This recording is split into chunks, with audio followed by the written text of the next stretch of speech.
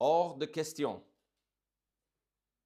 Vous avez déjà entendu cette expression, il est hors de question. Je ne vais pas faire cela. Non, merci. Dans Exode 1 à 5, nous découvrons plusieurs personnages, mais ils n'avaient pas tous le même roi. En fait, c'est comme ça qu'on va arriver aujourd'hui à un peu résumer et réduire ces 5 chapitres. Parce que nous voulons étudier la parole de Dieu ensemble, n'est-ce pas? Nous sommes là parce que nous voulons étudier la parole de Dieu. Et on voit ici que tous n'ont pas le même roi, mais pourtant, dans un sens, tous ces personnages dans ces textes, ont tous dit hors de question. Mais hors de question. Mais pas au même roi. Vous pouvez changer le mot roi pour autorité. Peut-être l'idée de roi nous semble tellement bizarre de notre point de vue, peut-être pas, mais on parle d'autorité aujourd'hui. Et on parle de ce fait que nous avons plusieurs options devant nous. Qui est notre roi? Tous n'ont pas le même roi. Et je peux même dire de ma vie, des croyants aussi, que parfois, nous faisons preuve d'infidélité envers notre roi, le roi, avec R majuscule. Et ça, c'est malheureux. Mais d'abord, comme promis, je vais résumer le plus brièvement possible les 5 chapitres d'Exode. Il y a quand même pas mal d'histoires ici. Et on n'aura pas chaque détail, évidemment, mais je vais essayer de résumer les premiers 5 chapitres de l'Exode. Dans Exode, chapitre 1, qu'est-ce que nous avons? Nous voyons un nouveau peuple. Pas vraiment un nouveau, parce que c'est les Juifs qui vont descendre en Égypte dans le dernier chapitre de Genèse 50. Donc, si vous avez étudié avec nous Genèse 50, et vraiment les autres 49 chapitres aussi, vous avez découvert que Dieu amène son peuple, c'est une famille de Jacob ou d'Israël, en Égypte. Mais c'est un nouveau peuple parce que j'ai entouré énormément dans les premiers chapitres qu'on parle des Hébreux, le peuple d'Israël, la famille d'Israël. Et on a cette idée que c'est un nouveau peuple. On peut dire une nouvelle génération. La génération de Joseph est décédée depuis des centaines d'années, si on calcule, parce qu'on sait que les Juifs, on va voir ça par la suite dans un autre prêche, mais ils vont passer 430 années dans le pays d'Égypte. Okay? Nouvelle génération, une nouvelle identité, donc ça va aussi avec l'idée d'un nouveau peuple. On parle des Hébreux maintenant, on parle des Israélites, on parle de cette idée aussi d'une nouvelle nation, parce que c'est une famille dans Genèse 50, mais maintenant c'est une nation.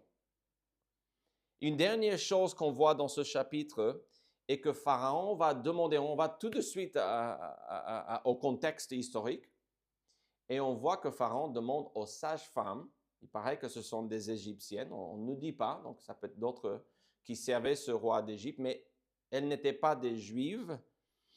Il va leur demander de tuer les garçons hébreux. Donc quand il y a une naissance, il devait laisser vivre les filles et tuer les garçons. Comme à l'époque d'Hérode, n'est-ce pas? Avec la naissance de Jésus. Donc, il y a un peu de choses similaires dans cette histoire-là. Donc, je veux vous faire remarquer cela, juste pour que vous puissiez considérer cela peut-être à un autre moment. Mais dans Exode 2, si on peut avancer, Moïse est né, il grandit, et puis il prend la fuite. C'est ça. Il est en Égypte, il grandit. À 40 ans, il va venir voir son peuple. Il va tuer quelqu'un pour défendre son peuple. La chose est découverte, il va prendre la fuite. Et ça, c'est vraiment le chapitre 2. Il est élevé par la fille de Pharaon. Il y a toute une histoire et un miracle avec cette idée que la maman va avoir Moïse. On découvre son nom Jochébed après, mais elle va garder cet enfant pendant 3 mois. Elle n'en peut plus parce que, vous savez, un bébé va crier. Elle a peur, donc elle va le placer comme dans une petite arche dans l'eau et la fille du pharaon va l'adopter. Donc Il y a quand même beaucoup d'histoires que je ne peux pas raconter toute l'histoire. Vous avez lu ce texte déjà avec moi cette semaine. Mais à 40 ans, comme je disais, il va visiter son peuple. Il va essayer de défendre l'Hébreu qui se fait battre par un Égyptien. Il va prendre la fuite. Il va défendre les filles de Jéthro qui va devenir son beau-père parce qu'il va se marier avec Séphora. Et ils vont voir, dans ce chapitre, on dit qu'il y a un enfant, Gershom, qui veut dire étranger. Parce que Moïse se considérait dans un pays qui n'était pas le sien. Mais on a aussi un élément que je vais lire dans Exode 2, 23-25, les derniers 3 versets du chapitre 2. La Bible dit, « Longtemps après, le roi d'Égypte mourut, et les enfants d'Israël gémissaient encore sous la servitude, et poussaient des cris. Ces cris que leur arrachait la servitude montèrent jusqu'à Dieu. Dieu entendit leur gémissement et se souvint de son alliance avec Abraham, Isaac et Jacob. Dieu regarda les enfants d'Israël et il en eut compassion. » Donc le texte nous dit, c'est pas la fin de l'histoire. Ils sont dans la misère, mais je vais intervenir. Ça fait partie de l'histoire, mais en fait, ça résume le livre de l'Exode, si on veut. Dans Exode 3, Jésus apparaît. J'insiste que c'est Jésus pour 3 raisons. Celui qui apparaît ici est Jésus. Pourquoi? Parce qu'il dit « Je suis ». Moïse veut savoir qui es-tu. Tout comme Jacob voulait connaître le nom de l'homme avec qui lui, il se battait. Vous vous souvenez? Il a lutté avec Dieu, mais il a vu Dieu. Il a touché Dieu. Et là, je vous ai signalé que ceci est Jésus aussi. Parce que la Bible insiste dans le Nouveau Testament qu'il n'y a personne qui a vu Dieu.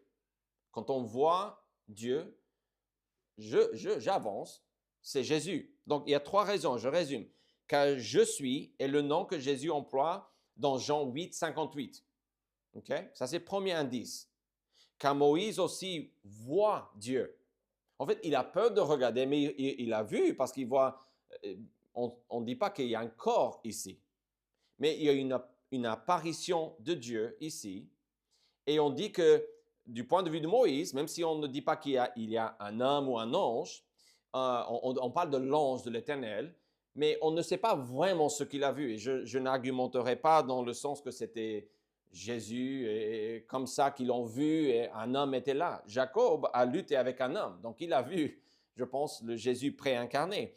Mais ici, je vais dire que Jean 1, 8, encore une fois, insiste que personne n'a jamais vu Dieu, sous-entendu le Père. Okay? 3e raison, car l'ange dit, et c'est peut-être l'argument le moins fort, il dit « je suis descendu ».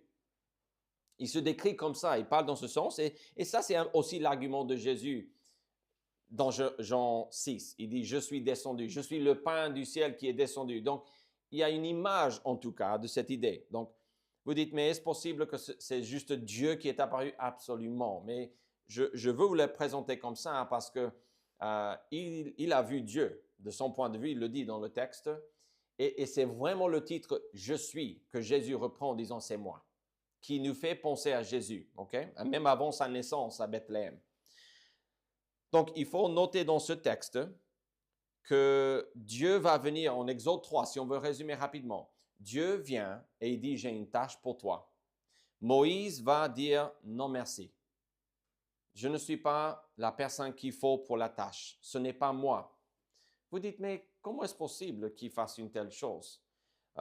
Sans entrer dans des arguments de la théologie qui dépassent un petit peu l'idée de ce prêche, je vais juste dire que nous avons découvert dans Genèse que l'homme a été créé avec un libre arbitre. Et tout le monde n'est pas d'accord avec ce que ce libre arbitre représente pour nous aujourd'hui par rapport à notre relation avec Dieu. Mais là, j'ai avancé, comme j'avance ici, que l'idée qu'on a ici, tout simplement, que Moïse avait le choix. Il avait le choix et Dieu lui a dit, je veux que tu fasses ceci, mais lui, il repousse, il ne veut pas. Et c'est comme avec Paul, avant sa conversion, Dieu lui dit, il te serait dur de regimber contre les aiguillons. Okay? Donc, on peut résister jusqu'à un certain point, je pense, c'est possible. de résister. Donc, à noter également est le fait que Dieu signale ici, non seulement la tâche, mais il lui dit, attention, le roi d'Égypte ne va pas vous laisser partir rapidement ou facilement. Il dit dans le verset 19, si ce n'est par une main puissante. Donc, pas de Genèse, je suis toujours dans Genèse parce que c'était ce que nous avons étudié juste avant ceci, mais dans Exode 4, Moïse continue à résister. En fait, à la fin de Exode 3, on a déjà plusieurs objections de Moïse, mais ça continue dans le chapitre 4. L'une des 5 objections de Moïse était ceci. Mais le peuple, ils ne te connaissent pas. Et quand je dis que tu m'as envoyé, que tu m'es apparu, ils ne vont pas me croire. Donc Dieu lui donne des signes pour qu'il puisse faire devant les Hébreux.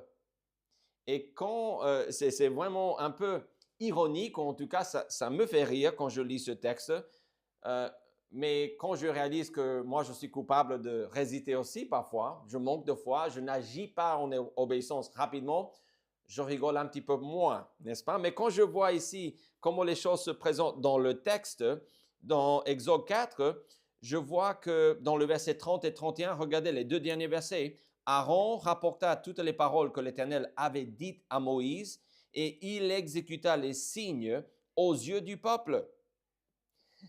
Regardez ce qu'il dit. Il dit ceci, et le peuple crut point. Ils ne vont pas croire à long terme. Je ne vous dis pas ici qu'ils étaient engagés et c'est eux qui vont mettre Moïse à sa place. Non, tout de suite, dès qu'il y a des problèmes, ils vont aussi dire, oh, qu'est-ce que Dieu fait là? On ne veut plus ce Dieu que tu nous as dit, Moïse. Mais ce qui est ironique est qu'ils vont dire, oui, on croit. C'est lui, c'est Dieu. Ils vont dire, ils vont comprendre que Dieu a compris, il a entendu le cri de cette servitude et ils vont se prosterner devant Dieu. Ils s'inclinèrent et se prosternèrent. Donc, Moïse est vraiment en train de résister, mais il n'a pas raison à résister. Comme nous n'avons pas raison à attendre avant de réagir pour le Seigneur. Donc, il résiste. Ça, c'est Moïse continue à résister ici.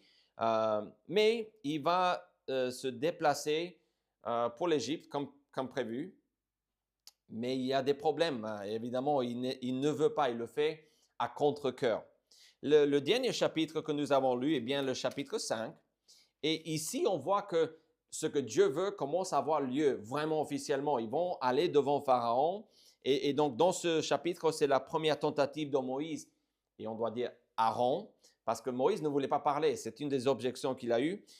Donc, ils vont se présenter devant Pharaon. Et quand Moïse et Aaron demandent au roi avec R minuscule, OK? Ça, c'est ce que je fais avec les doigts. Si vous n'avez pas pu repérer ce que je faisais, c'était un R minuscule. Il refuse de laisser partir. Comme Dieu a dit, bon, pas de surprise là. Bien sûr que Moïse et le peuple vont paniquer, vont piquer une crise, bien sûr. Comme nous faisons quand les choses n'avancent pas rapidement, on est tout à fait comme eux. Mais il dit qu'il ne connaît pas l'Éternel. Et là, je rigole aussi, parce qu'il va regretter ceci. Qu'est-ce que Dieu va faire par la suite dans l'histoire que nous allons étudier ensemble? Dieu va se révéler. Dieu va lui dire, tu ne me connais pas? Je vais te montrer qui je suis. Et tu vas le regretter parce que tu n'as pas obéi ma voix. Sa réaction démontre qu'il croyait être plus grand que le roi des rois, que Jésus, que l'Éternel, que Dieu, que cet ange de l'Éternel que Moïse a vu et rencontré. Quel mauvais choix de sa part, n'est-ce pas? Donc on parle de cette idée de hors de question. Dans ce résumé, on a mis en relief plusieurs personnages qui ont tous dit hors de question, mais pas au même roi. Pas au même roi.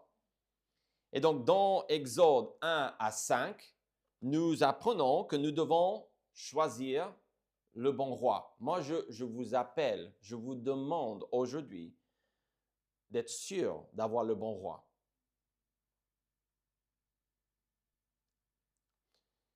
Si vous n'avez pas le bon roi, ça va mal se mettre pour vous. Il n'y a pas d'autre façon de voir les choses. Le bon roi, c'est Jésus.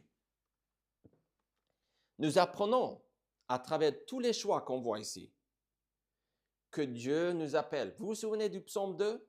Je vois un parallèle dans le psaume 2, dans le prêche que nous avons fait récemment de ce psaume.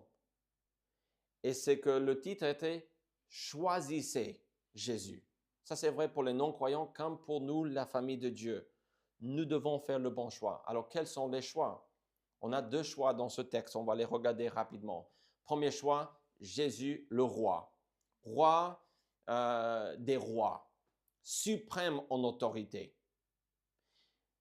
Ce qui est le bon choix, évidemment. Mais aussi, je dois dire que quand on considère Jésus comme roi, on se demande en même temps, en regardant autour de nous, et même en regardant dans nos vies, comment est-ce possible qu'il soit vraiment le roi si moi je fais n'importe quoi et que les autres aussi? Comment est-ce possible? On a ici quelques exemples de comment dans le pire des moments, on a le bon choix qui est fait. Et pourquoi est-ce que je le présente de cette façon? Parce que je pense que ce texte nous appelle à choisir Jésus et aussi à comprendre qu'on peut le faire. Vous pouvez le faire pour votre famille. Vous pouvez le faire pour votre quartier, pour votre communauté, pour votre école. Vous pouvez le faire pour votre travail. Et Dieu vous appelle à le faire. 3 exemples. Jésus, le roi, est bien le roi des sages-femmes. On ne pourra pas reprendre tous les arguments, tous les textes, mais on voit que ces 2 femmes s'appellent Shifra et Pua, selon Exode 1,15. Et on voit que ces 2 femmes ont dit « hors de question ». Le roi, pas le roi des rois, mais le roi nous dit « tuez les garçons ». Tous les garçons des Hébreux doivent mourir dès leur naissance. Et ces femmes ont dit « hors de question ». Non. Jamais. 2e exemple dans cette histoire, la maman de Moïse. Elle dit « hors de question ». Jamais de ma vie. Elle a refusé de tuer son bébé, de laisser tuer son bébé. Elle a caché Moïse. Il y a quelque chose dans le texte qui dit que parce qu'elle a vu qu'il était beau. Vous savez, il n'y a rien dans ce texte qui nous fait comprendre que cette maman avait plus d'informations que nous. En fait, elle avait moins de révélations bibliques que nous. Il n'y a rien dans ce texte qui nous oblige à croire que Dieu est venu lui dire, attention Moïse, je vais me servir de lui pour délivrer, pour vous délivrer, pour délivrer mon peuple. Est-ce possible? Absolument. Mais je ne dis pas que ça n'a pas eu lieu, mais le texte biblique comme on l'a, nous faisons les choses comme Dieu veut qu'on comprenne les choses. Donc, il y a énormément d'autres choses qui ont eu lieu dans le texte biblique. Mais on peut considérer ces choses, mais en passant. Parce que ce qui nous intéresse, c'est de voir ce que Dieu dit. Et ici, on n'a rien qui dit que cette maman savait que Moïse allait délivrer le peuple. Donc, je ne vais pas dire qu'elle savait cela. Peut-être, mais il ne dit pas. Qu'est-ce qu'on voit? Il était beau. Est-ce que ça, c'est vrai de chaque enfant? Même les enfants qui sont mal déformés? Même les enfants qui sont nés avec des maladies qu'on ne connaît pas? Oui. Parce que dans les psaumes, on apprend que les enfants sont une bénédiction, sont un cadeau de Dieu. Et donc, ça, c'est ce qu'elle dit. Sa raison. Et la Bible dit parce qu'elle a vu que c'était beau. Elle a vu que la valeur de l'enfant dépassait la valeur de ce roi pourri qui voulait qu'on tue cet enfant. Et là, on peut faire des applications à l'infini, mais c'est Dieu qui décide qui vit et qui ne vit pas. Si Dieu donne naissance, c'est lui.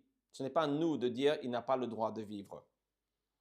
3e exemple, c'est le dernier exemple dans cette idée que Jésus est vraiment le roi, le bon choix, eh bien Aaron. Et tout ce qu'on dit de lui est que Dieu est venu lui dire « déplace-toi ». Et le texte dit, on ne sait pas s'il a hésité, encore une fois, on ne sait pas s'il lui a dit « oh non, mais qu'est-ce que le roi d'Égypte va me dire ?» Il ne dit pas « qu'est-ce que je vais faire ?» Peut-être, sûrement oui, si il était un être humain, c'est sûr. Mais sûrement, il a eu des doutes ou il a eu peur peut-être. Mais le texte nous dit que Dieu lui a dit, vas-y, et il est allé. C'est drôle, c'est bizarre, mais comment est-ce possible qu'ils puissent quitter l'Égypte s'ils sont dans cette dure servitude? Le texte ne dit pas. Tout ce qu'on nous dit, c'est que Dieu a dit, il a fait. Ce n'est pas un homme parfait. Ce ne sont pas non plus des femmes parfaites dans ce texte. Mais ils avaient le choix, un libre arbitre que Dieu les a donné, et ils ont choisi le bon roi, Jésus. Je ne dis pas, vous le savez, si vous suivez les études que nous faisons ensemble depuis un moment, vous savez, Jésus, le prénom de Jésus n'apparaît pas dans l'Ancien Testament. OK? Il n'est pas dans l'Ancien Testament. Le nom Jésus n'apparaît pas. Mais l'idée du Messie est là depuis Genèse 3,15. La promesse. On n'a pas tous les détails. Okay? Mais nous ne lisons pas le livre de l'Exode sans le reste des 66 livres. 65 si on veut être, on va pas compter Exode, n'est-ce pas? Parce que nous interprétons la Bible avec la Bible. Okay? Donc, on ne va pas amener des choses ici qui ne sont pas ici. Mais on va comprendre que Jésus a déjà été promis. Et Jésus est déjà apparu à Jacob. Et donc, ici, on voit la continuation de cette même idée. En tout cas, je présente les choses comme ça. En tout cas, c'est Dieu qui est là, qui se révèle. Et donc, ici, on a le bon choix. Il y a un autre choix que beaucoup font. Parfois, même les enfants de Dieu font ce mauvais choix. Alors, qui est dans ce groupe? Quel personnage? Vous dites, mais Pharaon, oui. Mais qui d'autre? Malheureusement, on a deux exemples ici. On a Moïse. Moïse est le premier exemple. Deuxième, c'est Pharaon. Vous n'êtes pas étonné pour Moïse, pour Pharaon, n'est-ce pas? Mais pour Moïse, peut-être un peu.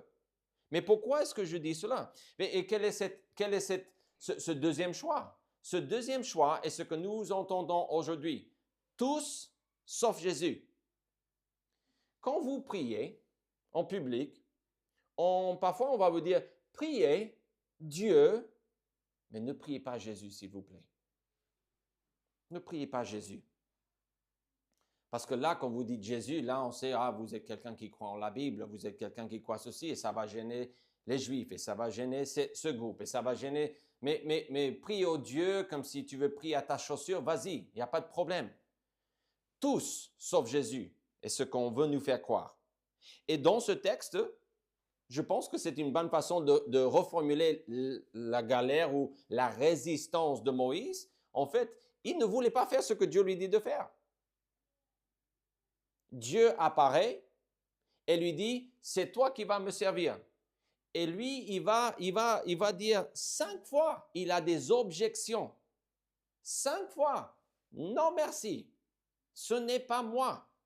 Il va prendre la route et Dieu va l'attaquer la nuit pour le tuer parce qu'il n'a pas fait circoncire son enfant.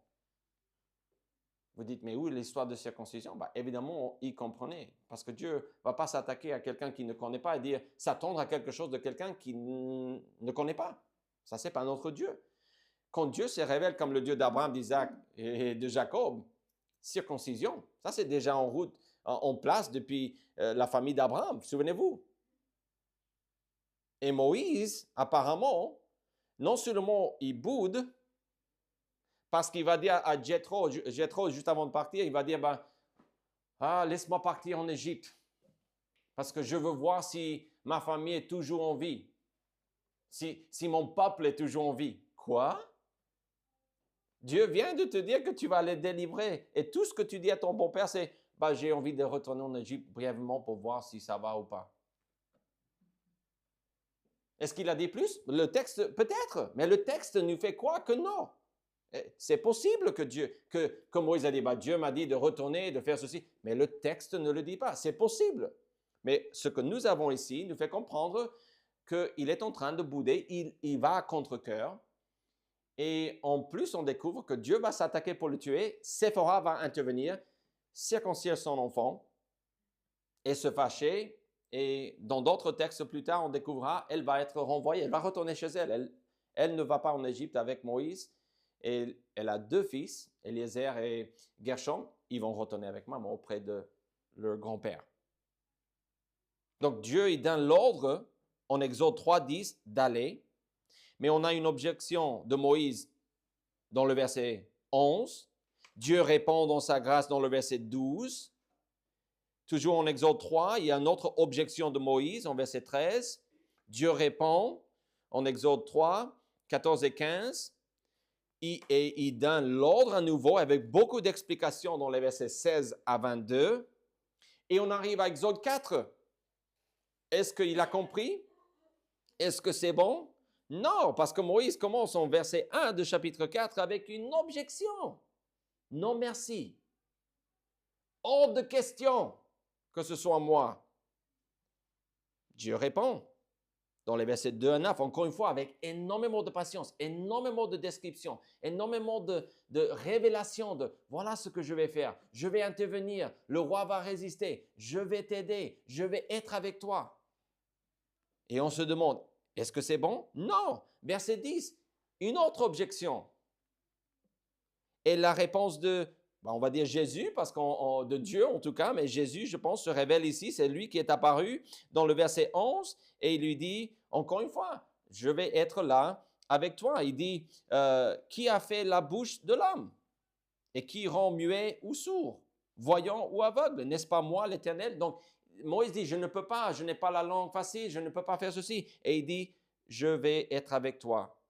Donc, il va donner l'ordre, va donc, je serai avec ta bouche et je t'enseignerai ce que tu auras à dire. Donc, on n'a pas eu le temps, on ne prendra pas le temps de lire, mais si vous lisez le chapitre 3 et 4, si vous l'avez déjà lu, vous savez de quoi je parle. Moïse, il dit en gros, hors de question. Et c'est un enfant de Dieu. Mais il dit hors de question. Il ne veut pas se soumettre au bon roi. Qui est son roi? Il craignait peut-être Pharaon. Peut-être c'était lui son propre roi aussi. En craignant les autres, c'est nous, en fait, on décide. Mais ici, ce n'est pas Dieu, son roi. Dieu donne encore une réponse dans les versets 14 à 16. Et dans le verset 17, Dieu dit, prends dans ta main cette verge avec laquelle tu feras les signes. Vas-y, Moïse, s'il te plaît, écoute-moi. Quelle patience de Dieu! Quelle patience de Dieu de faire tout cela avec un homme. Le roi des rois est patient. Mais est-ce que nous voulons vraiment faire autant que Moïse? Nous avons sûrement déjà fait énormément d'erreurs dans nos vies. Je l'avoue pour moi-même. Mais voulons-nous vraiment résister à notre roi comme ça? On voit ceci dans Actes 9 et verset 5. Un exemple aussi, mais c'est un autre contexte un petit peu, mais je vais lire Actes 9, 5. Vous allez comprendre. Saul, Saul, pourquoi me persécutes-tu?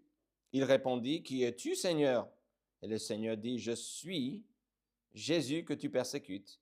Il te serait dur de regimber contre les aiguillons. Moïse a pris ça. Moïse est, je pense, un enfant de Dieu. Saul, il va devenir un enfant de Dieu ici. C'est le texte qui parle de cette idée qu'il va connaître Jésus et il va se soumettre à lui. Donc, il va dire, Seigneur, que veux-tu que je fasse? Donc, mais Jésus lui explique, c'est difficile d'aller contre ma volonté. Et Moïse apprend cela à la Dieu parce que Dieu insiste et insiste et insiste. Pourquoi? Parce que Dieu avait choisi cet homme pour cette mission. Il ne pouvait pas échapper. Mais ce qu'on découvre est qu'il va contre cœur. C'est dommage. On a aussi le deuxième exemple ici de quelqu'un qui a dit tous sauf Jésus et c'est Pharaon. Pas de surprise là, n'est-ce pas? Il est le roi de l'Égypte avec un air minuscule évidemment. Ce roi d'Égypte méprise Dieu. Mais il méprise Dieu. Il dit, qui est l'Éternel dans Exode 5.2? Qui est l'Éternel pour que j'obéisse à sa voix en laissant aller Israël? Je ne connais point l'Éternel et je ne laisserai point aller Israël. Donc, il méprise Dieu, mais aussi on voit dans sa réponse, comme je disais dans le résumé, il dit, je suis plus grand que Dieu. C'est moi le roi des rois. En tout cas, c'est moi le roi de l'Éternel. Je ne suis pas son inférieur, je suis au-dessus de lui. Donc, vous connaissez la Bible, vous connaissez déjà ce qu'on doit ressentir quand on entend cela. Ah, il y a des conséquences à ça. Pour un enfant de Dieu, il y a des conséquences, et pour un non-croyant, il y a des conséquences pour cela aussi. Parce que Dieu est suprême. Qu'on est d'accord, qu'on dit croire ou pas, il est suprême. Et il fera comme il voudra. Ésaïe 45 et le verset 9, écoutez ce texte qui nous parle dans ce même sens. Malheur à qui conteste avec son Créateur. Vase parmi des vases de terre. L'argile dit-elle à celui qui la façonne. Que fais-tu? Et ton œuvre, il n'a point de main. Donc, on a cette idée de contester avec notre Créateur. Qu'on soit enfant de Dieu ou pas, c'est une mauvaise idée. C'est une mauvaise idée de contester avec Dieu. Alors, certains se soumettent au bon roi, Jésus. Le Nouveau Testament décrit que Dieu le Fils, on parlait dans le psaume 2, que Dieu a un fils, un roi. On découvre dans le Nouveau Testament que c'est Jésus. Et ici, dans ce même texte, on a la même idée d'autorité. Est-ce que nous allons croire ou craindre Dieu ou craindre quelqu'un d'autre? Et on a cette idée, donc je pense au psaume 2 et de comment Dieu, le Père, signale que le roi suprême, son roi, le roi qu'il faut bien choisir, est bien son Fils, Dieu le Fils, Jésus. L'appel du Père à travers ce texte pour vous et pour moi, peu importe qui écoute ce prêche, qui suit cette étude que nous faisons ensemble, est vraiment l'idée qu'il faut choisir Jésus. Choisissons Jésus. Choisissons Dieu comme autorité suprême de nos vies. Alors, je vous demande cette question, peut-être pour le dire autrement. Qui est votre roi? Qui est votre roi? Qui gère vos finances? Qui gère votre maison? Qui gère votre voiture? Qui gère vos enfants? Qui gère vos priorités? Qui c'est? Qui est notre roi? Ce n'est pas à vous juste que ce texte parle. Ce texte me parle et me demande, Pasteur James, qui est ton roi? Vraiment, Dieu le sait. Dieu sait qui est mon roi. Il sait qu'on ce n'est pas lui et il sait qu'on c'est lui. Mais pour vous, c'est pareil. Quel roi allons-nous choisir? Autrement dit, nous ignorons si les Égyptiens ont refusé ou écouté ce que le roi leur a dit. Après que les sages-femmes ont dit, hors de question, on ne va pas tuer, Dieu va les protéger, va les bénir, mais écoutez ce qu'on dit. Alors, juste après cela, alors, Exode 1, 22, alors Pharaon donna cet ordre à tout son peuple. À tout son peuple. Vous jetterez dans le fleuve tout garçon qui naîtra et vous laisserez vivre toutes les filles. Les filles, pas de problème, les garçons, non. Ce sont les guerriers, ce sont les soldats, éventuellement, il faut les tuer. OK? Les femmes, on les prendra pour femmes et voilà, ça c'est comme ça que ça se passe peut-être. Bon, les Égyptiens n'aimaient pas, ils avaient en horreur les Hébreux, en tout cas les bergers. Et donc peut-être pas les prendre pour femmes, je ne sais pas. Mais en tout cas, on allait laisser vivre les filles, ça c'est sûr. Mais nous ignorons, donc on a un groupe ici qu'on mentionne, mais on ne nous dit pas est-ce qu'ils vont aller là ou là. Et je pense encore une fois qu'on peut se servir de cet exemple pour finir cette étude ensemble et dire qu'allons-nous choisir aujourd'hui? Qui est notre roi? Une fois que les sages-femmes ont refusé de faire ce que le roi demandait, Pharaon se tourne vers tout son peuple. Qu'est-ce qu'ils ont choisi de faire? Certains choisissent le bien, même de nos jours, d'autres choisissent le mal, n'est-ce pas? Mais qui choisissez-vous? Écoutez une lecture, regardez avec moi Josué 24. Ici, dans la période de Moïse. Donc Moïse, la loi, donc Genèse, Exode, Lévitique, surtout Exode, Lévitique, Nombre, Deutéronome, c'est la vie de Moïse. 40 ans. 40 ans. Parce qu'on nous dit qu'à 40 ans, il va visiter sa famille. À 80 ans, plus ou moins 80 ans, il va voir l'apparition de Dieu qui va lui dire de retourner en Égypte. et on sait qu'il meurt à 120 ans. Donc, quand on a la vie ici de Moïse, on sait qu'on est vraiment à 40 ans de la terre promise. Josué, et 24, c'est après qu'ils sont entrés dans la terre promise. Donc, ils ont commencé à faire ce que Dieu voulait. Mais il va dire quelque chose qui résume l'appel pour nous aujourd'hui. Josué 24, et je vais lire quelques versets ici, à partir du verset 14. Maintenant, craignez l'Éternel et servez-le avec intégrité et fidélité. Faites disparaître les dieux qu'ont servi vos pères de l'autre côté du fleuve et en Égypte, et servez l'Éternel. Et si vous ne trouvez pas bon de servir l'Éternel, choisissez aujourd'hui qui vous voulez servir, ou les dieux que servaient vos pères, au-delà du fleuve, ou les dieux des Amoréens, dans le pays desquels vous habitez. Moi et ma maison, nous servirons l'Éternel.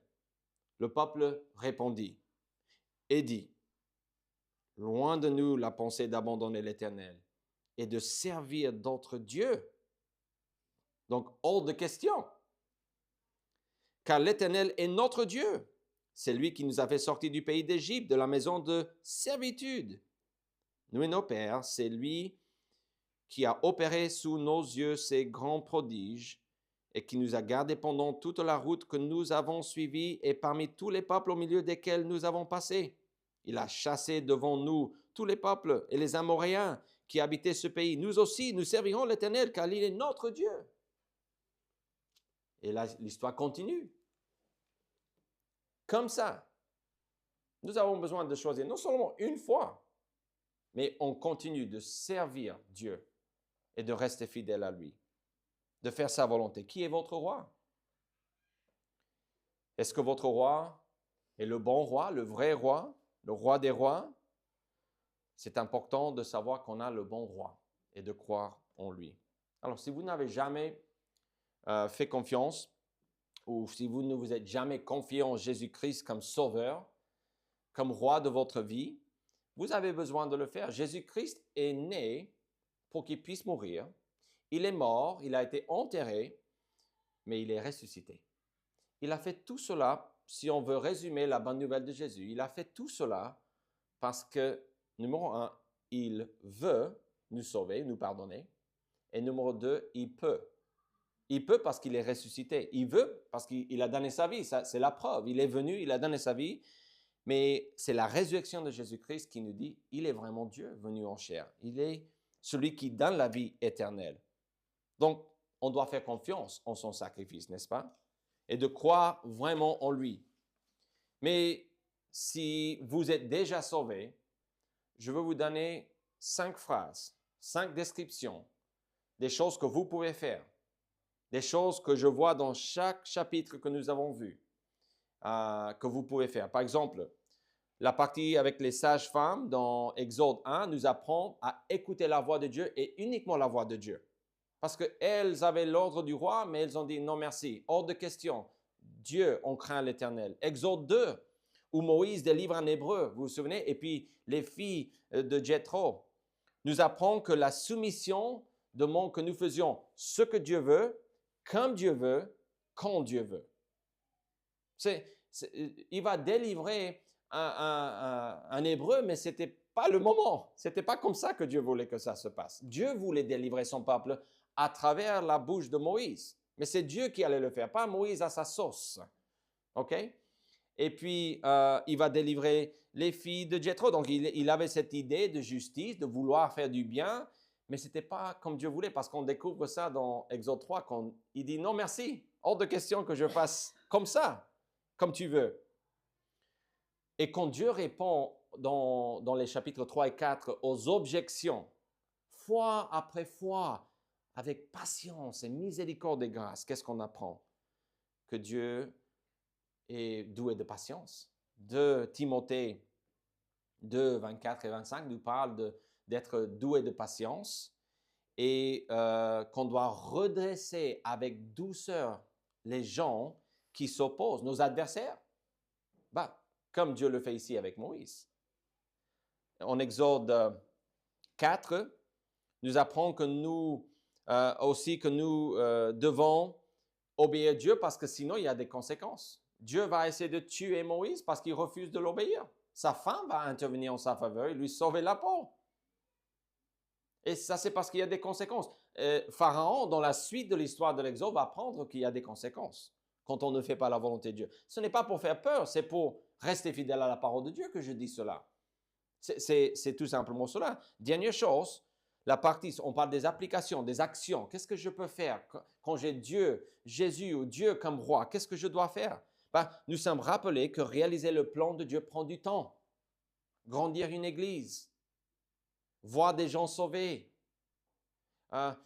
réaliser des projets pour Dieu. Ce sont des choses qui vont demander du temps et de la patience. Moïse va aller, il va parler au roi et le roi va dire « Hors de question, allez-vous-en, retournez au travail et je vais même vous punir, je vais compliquer la chose et vous demander la même quantité de briques, mais je ne vais plus vous donner de la paille. »